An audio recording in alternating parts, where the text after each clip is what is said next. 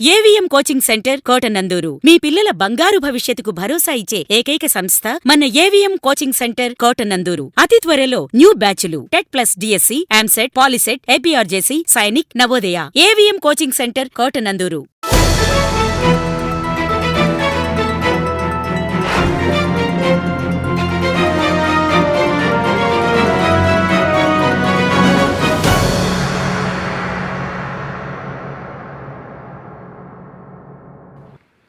కూటమి ప్రభుత్వం వైఫల్యాలను మహిళలు ప్రజల్లోకి తీసుకెళ్లాలి. కూటమి ప్రభుత్వం ఏడాది పాలనలో వైఫల్యాలను ప్రజల్లోకి తీసుకెళ్లాలని మాజీ మంత్రి, జిల్లా వైఎస్ఆర్సీపీ అధ్యక్షుడు దాడిశెట్టి రాజా అన్నారు. కాకినాడ జిల్లా కోటనందూరులో బాబు షూరిటీ, మోసం గ్యారంటీ నినాదంతో వైసీపీ కార్యకర్తలు విస్తృత స్థాయి సమావేశం జరిగింది. మండల కన్వీనర్ చింతకాయల చిన్నబాబు అధ్యక్షతన జరిగిన ఈ కార్యక్రమానికి మాజీ మంత్రి దాడిశెట్టి రాజా, సీనియర్ నాయకులు యనమల కృష్ణుడు హాజరయ్యారు.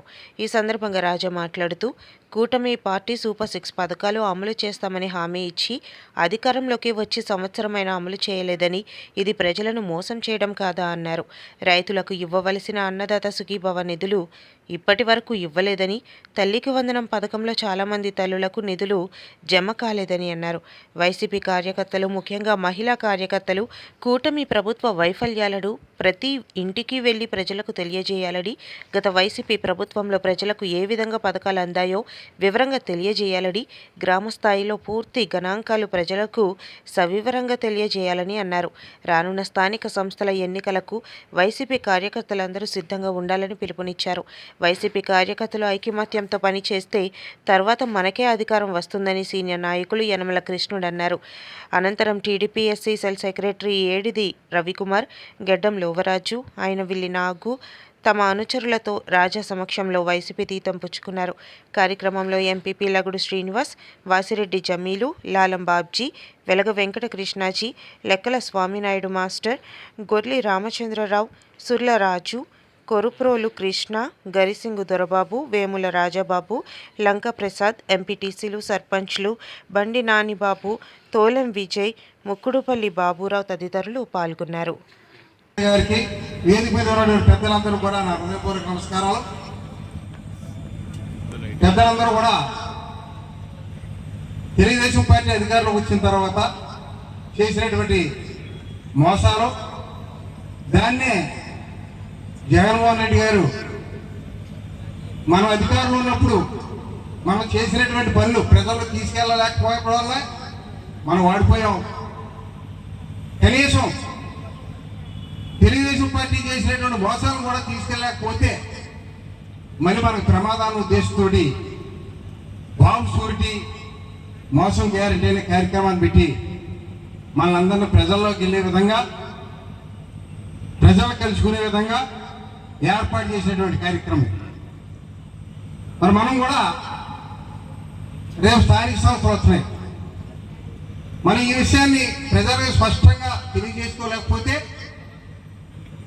మరి మనకి అధికారంలో ఉన్నారు కాబట్టి మోసం చేసి సక్సెస్ అవ్వడానికి వాళ్ళు చూస్తారు.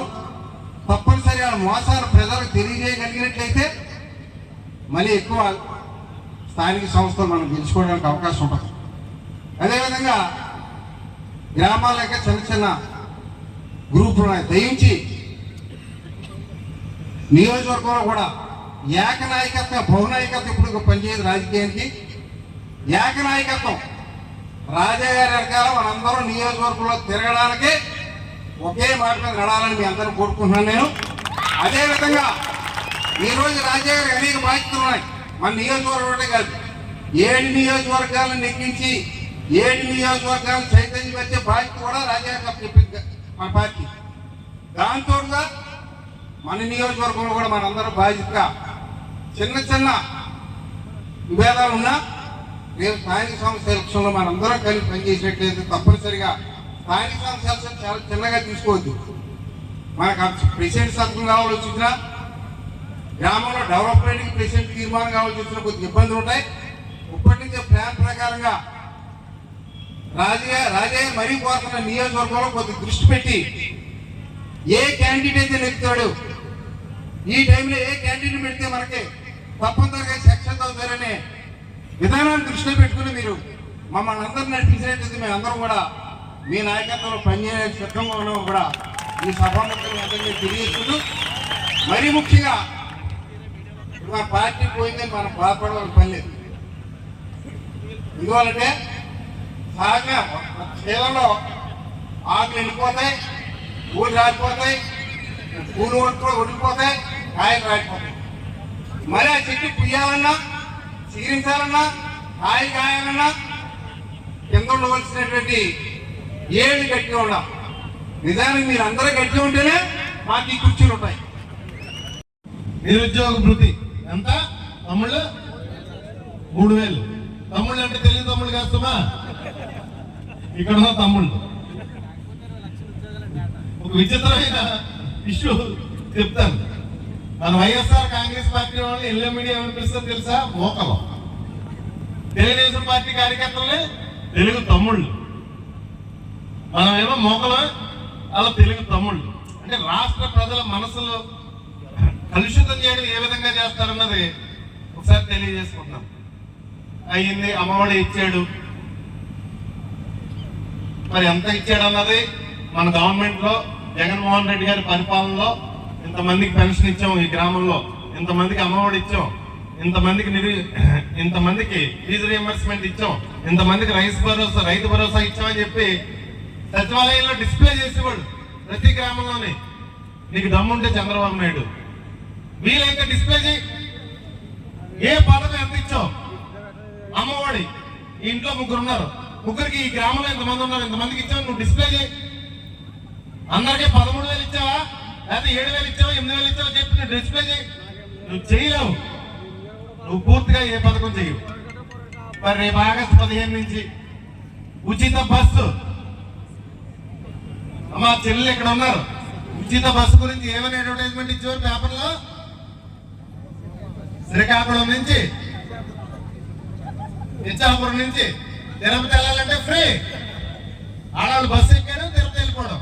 ఒకవేళ అమరావతి చూడాలన్నా ఫ్రీ. ఈయన కట్టిన మాయా ప్రపంచం ఉంది అక్కడ, అది చూడాలన్నా ఫ్రీ. లేదు తిరుపతి నుంచి వైజాగ్ రావాలన్నా ఫ్రీ. ఎక్కడికైనా ఇప్పుడు ఏమంటున్నాడు? ఏ జిల్లాకి ఆ జిల్లా, ఏ జిల్లాకి ఆ జిల్లా అంటున్నాడు.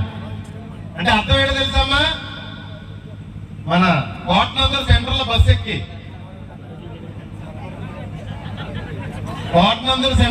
ఎక్కి అడ్డు రోడ్డు కానీ నక్కపల్లి కానీ వెళ్ళాలంటే మనం ఎక్కడ దిగాలి? పాయకరపేటలో దిగేవాళ్ళు, పాయకరపేట చేరకుండానే దిగేవాళ్ళు. మళ్ళీ అక్కడ టికెట్ తీసుకుని వెళ్ళాలి. ఇంకా ఎంత తక్కువ మాట్లాడితే అంత మంచిది. పొరపాటున ఇక్కడి నుంచి కోటనందూరు సెంటర్ నుంచి నర్సీపట్నం వెళ్ళాలనుకున్నాం అనుకో, ఎక్కడ దిగాలి? కాకరపల్లి దిగాలి, కాకరపల్లి దిగాలమ్మా. వైజాగ్ జిల్లా వచ్చేస్తుంది.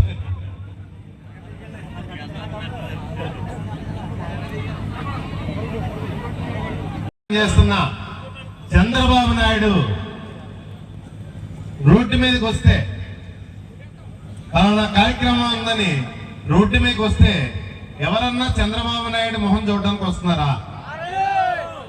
ఎవరన్నా? ఎందుకంటే ఈ చిన్న మీటింగ్కి ఇక్కడ 5 మంది విలేకరులు ఉన్నట్టున్నారు. చంద్రబాబు నాయుడు అయితే 150 మంది విలేకరులు ఉంటారు, లేదా 100 మంది ఉంటారు. వాళ్ళ తప్పితే ఎవరన్నా ప్రజలు మొహం కాదు చూస్తున్నారా? జగన్ వస్తే ఏమవుతుంది? జాతర. జగన్ వస్తే జాతర. ఈ రాష్ట్రంలో ఉన్న ప్రజలందరికీ ఒక బెంగ అయితే ఉంది.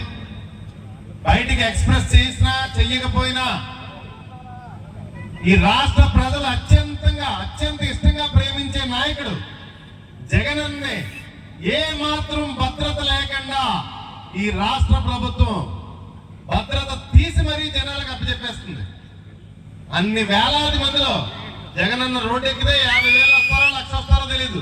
అన్ని లక్షల మందిలో ఎవరు ఆయనకి హాని జరుగుతుందో, ఎవరు హాని తెలబడతారన్న భయం మనకు ఉందా లేదా సోదరులారా? ప్రతి ఒక్కరి మనసులో ఉంది, రాష్ట్రంలో ఉన్న ప్రతి ఒక్కరి మనసులో జగనన్న భద్రత విషయంలో. జగనన్న వెళ్ళిన ప్రతి దగ్గర కూడా జగన్ జనం హారతి పట్టడం చూసి ఈ రాష్ట్ర ప్రభుత్వం ఇబ్బంది పడిపోతుంది. జగనన్న కల్పించాల్సిన భద్రత వేలాది మంది పోలీసులు బట్టి జనాలు రాకుండా జనాలు అణచివేద్దామని చూస్తుంది. నిజమే కదా? ఇక్కడ పిల్లలు, మన పిల్లలు రప్ప రప్ప అని మాట్లాడుతున్నారు. ఒకటైతే నేను చెప్పదలుచుకున్నాను, ఆల్రెడీ చెప్పాను నేను పలు మీటింగ్ లో, మళ్ళీ చెప్తున్నాను.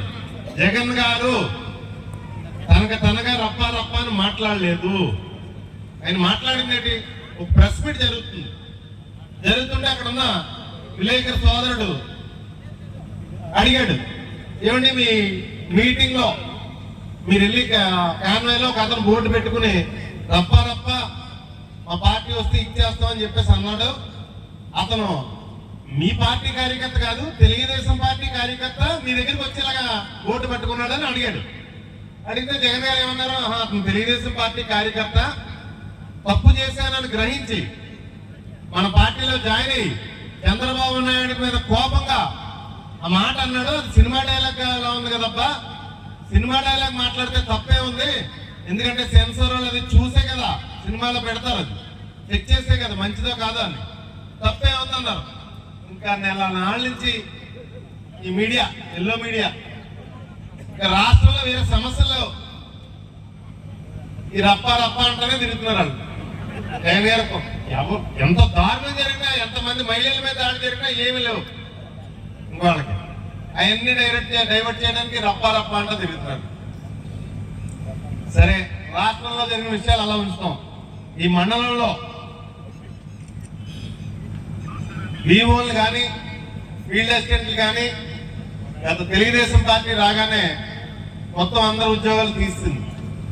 వివోలు కానీ లేదంటే ఫీల్డ్ అసిస్టెంట్లు కానీ ఇంకా ఆపరేటర్లు ఉన్నారు పాపం, రైస్ పంపిణీ చేసే ఆపరేటర్, వాళ్ళందరికీ కూడా వైఎస్ఆర్ కాంగ్రెస్ పార్టీ గవర్నమెంట్ అధికారంలోకి రాగానే ఖచ్చితంగా ఎవరు ఉద్యోగాలు వాళ్ళకి ఇచ్చేస్తా అని చెప్పేసి మాట ఇస్తున్నాను. అన్ని వ్యాప్తంగా ఎవరి జాబ్ వాళ్ళకి ఇచ్చేస్తాం, ఒక్కరు కూడా మార్చం. అదేవిధంగా జగన్ గారి పరిపాలన